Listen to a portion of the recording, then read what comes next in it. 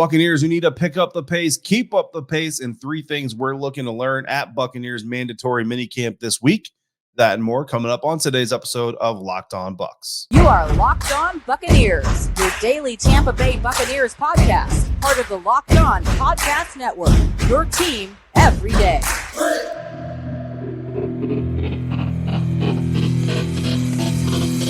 Welcome into this Monday episode of Locked On Bucs, your daily podcast covering the Tampa Bay Buccaneers, part of the Locked On Podcast Network, your team every day. Thanks so much for always making Locked On Bucs your first listen of the day every day. Don't forget, you can subscribe for free on YouTube or wherever you get your podcasts. And you can follow me, your host, David Harrison, D Harrison82 on Twitter, credential member of the media, staff writer over at BucsGameDay.com. Sports Illustrated's a Fan Nation site covering the Tampa Bay Buccaneers. Here with you Monday, Wednesday, and Friday. We'll return 5 days per week in mid-July. But as always, I want to give a special shout out to our everydayers for your continued support of the show. On today's episode of Locked On Bucs, we're going to discuss players that need to keep up, players that need to show up during mandatory minicamp this week. And before we talk about all that, I need to tell you that this episode is brought to you by FanDuel Sportsbook, official sportsbook of the National Football League. Make every moment more. Visit FanDuel.com/lockedon to get started today. And we're starting with 2 players who need to pick up the pace at this week's mandatory minicamp. We're only talking about 2 players here, but of course, there could be some others that also need to pick up the pace. And when I talk about pick up the pace, I'm just talking about guys who kind of have a little bit of something to prove, maybe a little bit of something following them into this mandatory minicamp that it would be nice to see, whether it's a concern that they can dispel or whether it's something they can kind of show that they haven't shown yet. And we have to start this conversation with Devin White, right? Like, we can't not start this conversation with Devin White. When you talk about a Buccaneers player that really kind of needs to come into the mandatory minicamp with something to prove, it's Devin White. Look, things were more or less peaceful on the Devin White front this offseason until early March. Now, he took some lumps during the season from media, from fans, all of those things during the season, yes. But in the offseason, once the year was over, really the Devin White front was kind of quiet, like I said, until about March. Now, before then, most Bucs fans and most Bucs media members weren't exactly through the roof by his previous year's performance. They wanted to see more from Devin White in 2023, sure, but there's not a lot of slander going on there.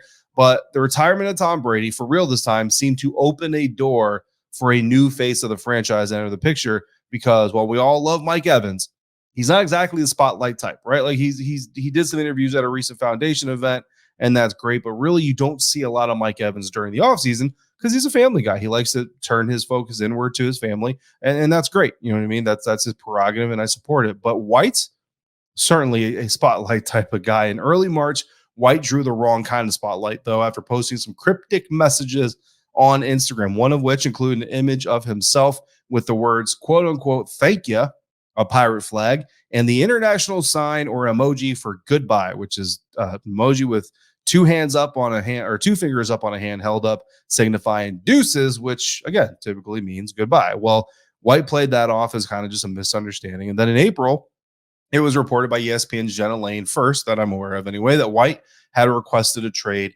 from the team. That request, of course, went unfulfilled, leading to and during NFL draft weekend. And in early May, White again turned to Instagram, posting the words, quote, "My story is simple. I fell, I got back up, I learned from my experience, and now I'm coming back for everything they said I wouldn't have," end quote. Honestly, it's a lot of self-created drama that we praise when it's done by people like Michael Jordan, right? If you ever watched the documentary on MJ and kind of how he motivated himself, making up stories about other players disrespecting him. But Devin White is hardly Michael Jordan. He's definitely not, he's not even the MJ of NFL off-ball linebackers. And look, that's not disrespectful. Not being called the not Michael Jordan of your position group is not disrespectful, because I mean, it's hard to be the greatest at something, right? So it really just comes across to a lot of people as selfish and short-sighted, but that's perception. It's not necessarily reality. Perception is not always reality, right? But the only thing people are saying White isn't deserving of, right? So you go back to that quote and that he's coming for everything they said that he wouldn't have. Well, the only thing that really everybody is kind of in agreement on that he wouldn't have or won't have is a $100 million contract, because he's not a $100 million linebacker. There's only one $100 million linebacker in the NFL right now, and Devin White just isn't that caliber right now. Now, he could become that caliber, and that would be great to see. But he says he's coming back for everything they say he wouldn't have. And my hope is he's planning on earning it and doesn't think he already has earned it, because that's the only approach to this that I see, that we'll see White standing within the fan base and the local media get any better. If White comes in with the attitude of, I've already earned this, check your stat sheets, all that kind of stuff, then I think this problem could only get a little bit bigger. Now, we know the Buccaneers expect Devin White to be at the mandatory minicamp, and if he is, he needs to be ready to field these questions about this ordeal, because they're coming. And time again, we have seen players come in and kind of act like they're blindsided about some of the questions they get. And I understand, like, it's practice, it's minicamp, like, I just want to talk ball. But first of all, when you're in this business, you kind of have to understand that you're going to get asked questions about things that are not just X's and O's related. But then again, when you are also a player who takes to social media to deliver some of these messages and cryptic subtweets and all this stuff, you really kind of lose any empathy from the masses if you try to take the position of, I just want to talk football. I don't want to be bothered by all this stuff. Because if you don't want to be bothered by all this stuff, then don't tweet about the stuff. Don't Instagram about the stuff, right? So Devin's kind of put himself in a position where he's going to get asked the questions about the trade request, about the negativity, probably about the Instagram post directly, if what they meant. And he's got an option. Like, he's got choices. He can take it on the chin, answer it directly, maturely, professionally, all those things. Or he can act surprised or act frustrated or act indignant and feel, it's disrespectful to ask me all that kind of stuff in this setting. I just want to talk about football.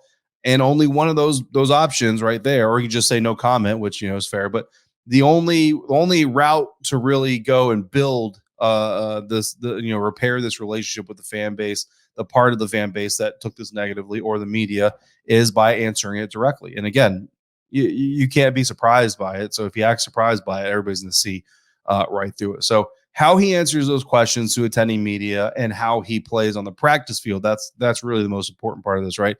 Is going to determine how the next chapter of this story goes. It's up to Devin. It's really in his hands and up to him, right? So speaking of Instagram posts, though, White does have a youth camp coming up later this month in June in Tampa. So if you want details of that, so he's doing some good stuff out there as well, right? Just head over to his Instagram page. But that's just one guy.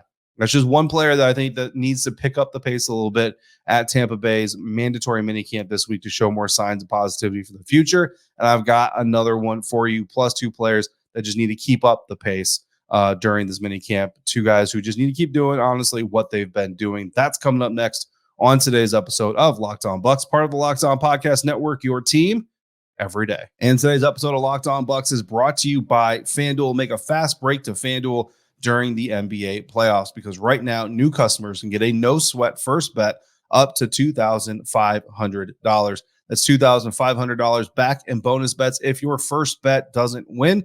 The Denver Nuggets are one game from winning the NBA Finals Monday night, and they have minus 400 odds to win Game 5 as 9-point favorites back home in Colorado. And overall, Denver is minus 6,000 favorites to win the NBA Finals. You can also bet on Major League Baseball action, including inning-by-inning odds for hits in a single inning on a lot of games going on around the diamonds. And there are always deals popping up for current players as well. So not just the new players getting deals here. No matter how you play, there's no better place to bet on all the playoff action than America's #1 sportsbook. Visit FanDuel.com/lockedon and get a no sweat first bet up to $2,500. That's FanDuel.com/lockedon. FanDuel, official sports betting partner of the NBA.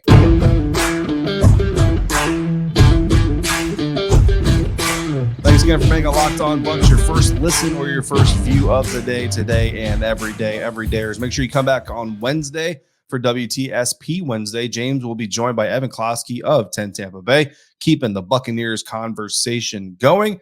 Our second player that we want to see pick up the pace just a little bit in the mandatory minicamp is receiver Mike Evans. And slow down, this is not the same type of conversation that we just had with Devin White here about Mike Evans. Now, Mike Evans did participate in a portion of the voluntary OTA portion, just not all of it. And of course, that's no shade. It's voluntary. It's Mike Evans. We're not really worried about Mike Evans himself, right? But what we are worried about here is the connection that he's going to build between his starting quarterback and himself. That, to me, is a little bit of a different story here. Now, bottom line, again, I'm not concerned about Mike Evans as an individual player. I'm just going to say that again.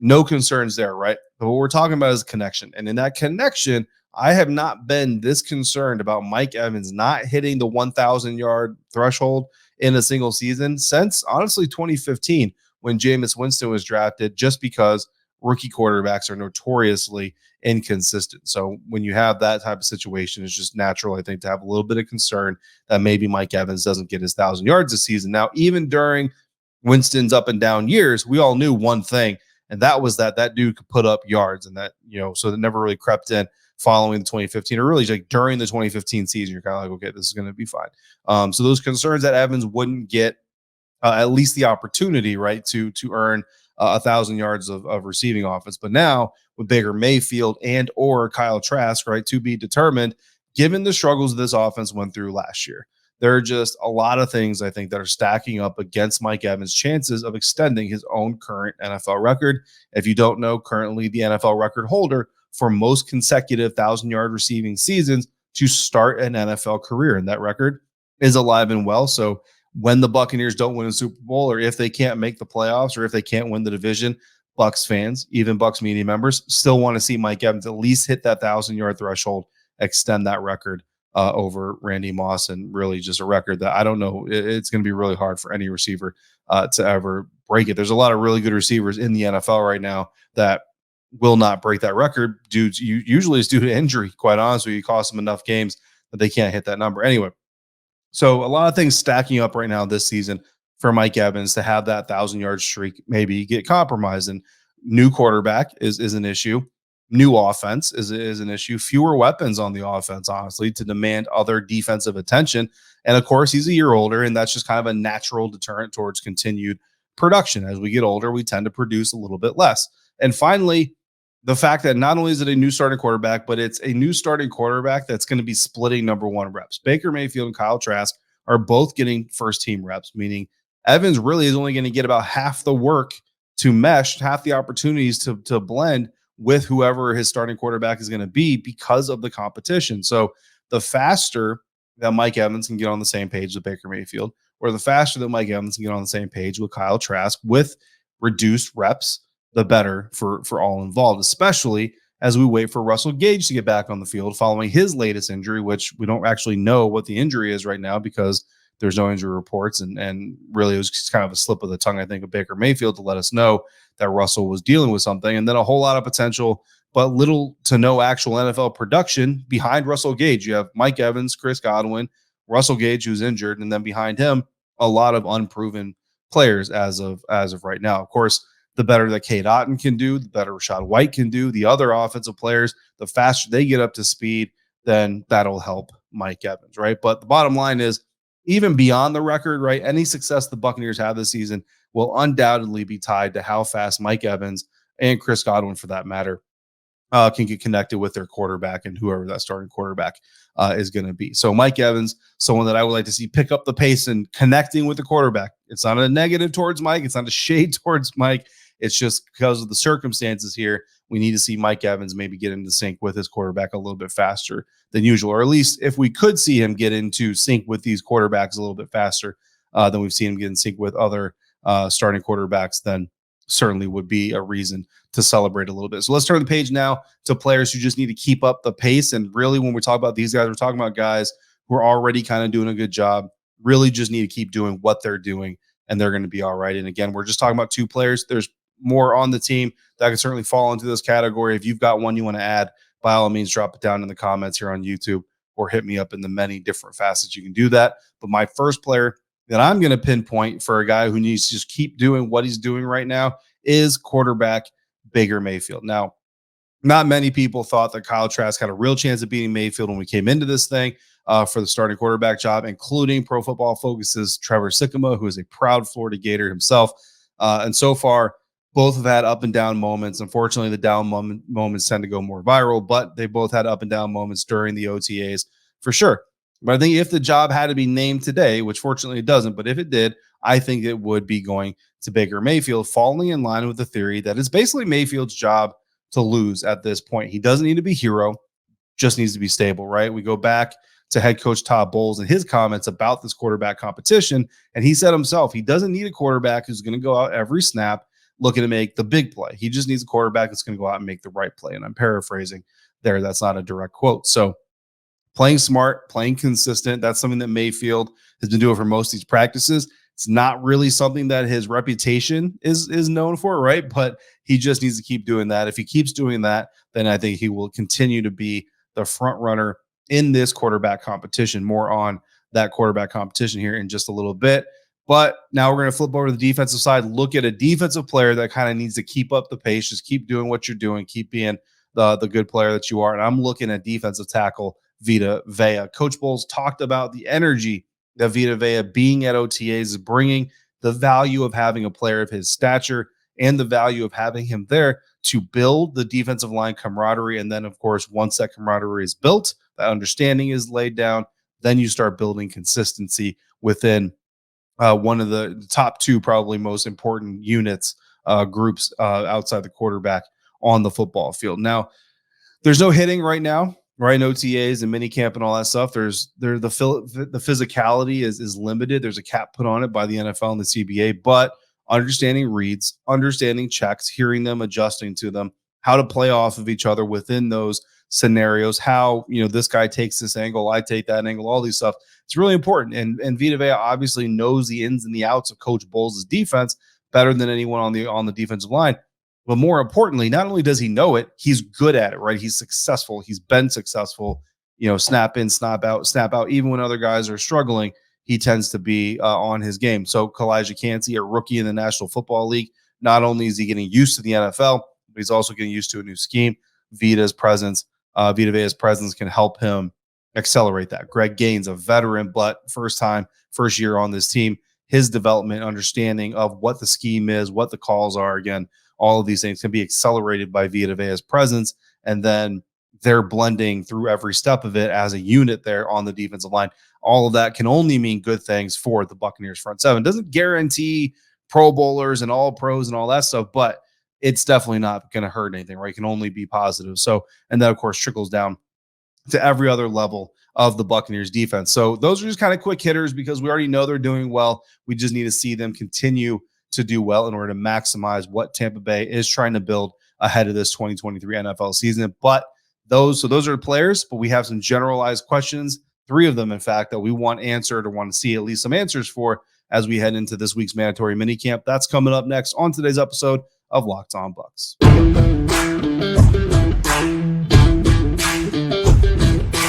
Wrapping up today's episode with 3 things that we're looking to learn during this week's mandatory minicamp. The first thing that I want to learn out of this week's mandatory minicamp, we have to start with Devin White. We have to start with Devin White, right? And what we need to learn is Devin White past the conflict? That's just the bottom line. Or is it going to keep on going, right? His position coach called it champagne problems. It's not the first time, it's not the last time, but really this is less about his relationship with other players and more about his relationship with the fans and the media. And because of the limited access, the fans through the media, right? The media are going to kind of share what's being said, what's being done. And that's where the media are going to kind of shape some of their or the fans are going to shape some of their beliefs, right? But like Trevor Sikkema pointed out in his appearance here on the show just a couple weeks ago, everydayers, you'll remember this, but this is a part of the business, right? These holdouts, and it's not even really a holdout. Devin hasn't missed anything official yet, so there's no holdout as of right now. But players want new contracts all the time. Every year we see big-time players want new contracts, new deals. Sometimes there's a holdout, sometimes there's a hold in, sometimes there's nothing. Some of them handle that desire publicly. Some of them are a little bit quieter about it, right? But one thing I'm looking for is how White interacts with the media. We've already kind of talked about that. Again, coming in, understanding that you're going to be asked these hard questions. You're going to need to answer them. How you answer them is going to dictate how this thing moves forward. If you just get it over with, rip the Band-Aid off, say what you got to say, do it in a professional manner, everybody can start to move forward. If you are, disrespectful, just for lack of a better word, frustrated, whatever you want to call it, then things are only going to get worse, right? But really what I'm interested in learning is how White handles his practice situation, right? Because we've seen players in the past, not necessarily just on the Bucs, but just throughout the NFL, we've seen players in the past who want new deals. They show up, obviously. for mandatory stuff. And then they go through the individual drills, but then they sit out the team drills, the 7-on-7s, the 11-on-11s. They sit those out because they want to protect their health. They don't want to run risk the issue of getting injured in a team drill, because team drills, people are running routes, people are doing all this other stuff, pulling, everything else, and that's where injuries can possibly happen. Individual drills, it's typically you versus a pad or you versus a cone, and there's not a whole lot of potential for an accidental situation to come up, right? So that's something I'm interested in hearing and finding out about, is whether or not Devin participates in the team drills or if he just limits himself to the individual drills, because then the follow on to that is, how does the media interact? I'll tell you right now, my reaction is not going to be a fiery one. It's not going to be one where I try to crucify Devin for not doing team drills, but I'm just curious what he decides to do and then what the reaction is following that. Again, something in the league that players have done several times before. It's just an after effect of whether or not White is going to go for that route, because if he does, it's just going to add another layer to this conversation, I suspect. So that's question number one. How is Devin White going to handle himself here during the minicamp? Number two, will one of these quarterbacks separate themselves? Now, offensive coordinator Coach Dave Canales has already said it's going to take till the end of the preseason or near the end of the preseason to name a true starting quarterback, and that's fine. That's his prerogative. But ultimately, the play of the quarterback is going to determine it, right? Like, Dave Canales isn't, so much picking the quarterback. The quarterback is going to show him who the right guy is. The team's going to show him who the right guy is. And for 3 consecutive days here in this minicamp, media is going to get a close-up look at both of these guys, how they perform, how they bounce back when they hit adversity, and how they continue to have success when they have a little bit of success. So Coach Canales may not name a starter till late August or early September, but the media could start naming a starter. And really, we kind of already have, right? I mean, I think everybody's pretty much on the Baker Mayfield side of things, but I'm talking about really solidifying with quantitative evidence, video, whatever you want to call it, of what is happening out there. I don't think any media outlet should necessarily be crowning a starter this early. I think that's a little bit taking it too far, just a front runner at most, and maybe someone taking a little bit, like maybe a 1-lap lead at this point following this week. So that's the second question. Third question, final question for this episode: how much potential do the tight ends have in Dave Canales' offense? That's something that I want to know. I think maybe other people will be interested in it. Going back to even Dirk Cutter, tight ends have been an important part of this Buccaneers offense, whether it's been Cam Brate or OJ Howard, Rob Gronkowski or Cam Brate or Cade Otton. Like, no matter what the combination of tight ends has been, tight end performance has kind of always risen and fallen with the play of the quarterback, and has been a fairly significant part of whether or not the Buccaneers were an overall effective team and offense. But that's all been by design, right? Like, all these offenses kind of feature tight ends in those roles and in their own roles. Well, this offseason, the Bucs let Brate walk, and they added rookie Payne Durham to a room, including Otton in his second season and Keefe also in his second season. So this isn't a first round pick, right? There's no Dalton Kincaid, there's no Michael Myers or anything like that. Like, you have a lot of young tight ends. Cade Otton certainly flashed. Keefe just have shown some excitement, right? But you've got a lot of young, relatively unproven talent in your tight end room. So does the turn to an ultra young tight end room signify that the position is being minimized because Dave Canales' offense minimizes it? Or is this a situation where they just see so much potential in that tight end room that they have a scheme that's going to try to accentuate that, but they're good with the young guys? That's something I'm interested in seeing more of starting this week with Evans, Chris Godwin, whoever else can come in with the first team offense. If the tight ends can still get solid target shares, then we'll have an idea about whether or not those tight ends are going to maintain an important role in this year's version of the Buccaneers offense. So those are my 3 questions that I would like have answers to, or at least some answers towards building answers to them anyway, here with this mandatory minicamp. Coming up on Wednesday,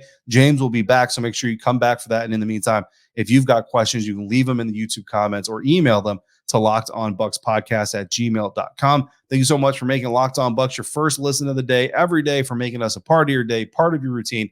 And if you have anything else Tampa Bay Buccaneers related you want to know or discuss, make sure you're following all of us on Twitter at @Yarcho_Bucs, at DHarrison82, and at Locked On Bucs. Until we speak again, be safe, be kind, fire the cannons, and I'll see you next time for another episode of Locked On Bucs, part of the Locked On Podcast Network, your team every day.